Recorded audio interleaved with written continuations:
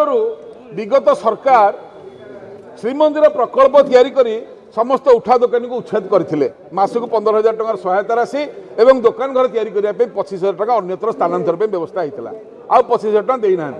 जो आम मैंने अलग अलग थिलु आज समस्त एकाठी होती बड़दाण्ड महासंघ निर्माण है आज तैयारी है बड़दाण्ड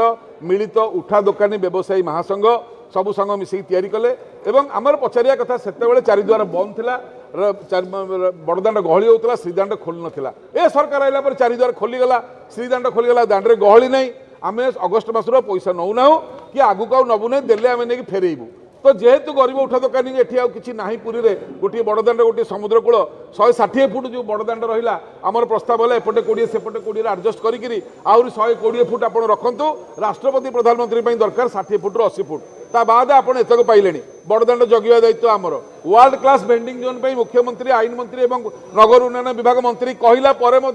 एठाकर प्रशासन से मानक बर्तमान एठी करई दो नाही एवं कहूँ श्री सेतु तलू जातु जो आंठी आंठी पानी जो सुरक्षा नहीं सेफ्टी नहीं किसी नहीं तो आमर विनम्रतार सहित कहया कथा जदि बड़दाण्ड को आसपा आम निष्पत्ति है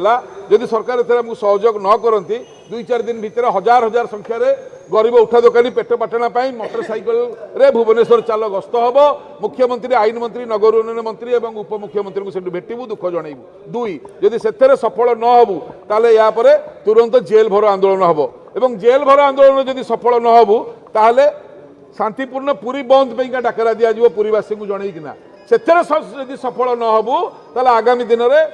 महादधी समुद्र हजार हजार संख्यार उठा दोकानी जाइए आत्मदाह दवाई आज निष्पत्ति है ए निष्पत्ति कायम रही लड़ाई चली चालू रही जय जगन्नाथ।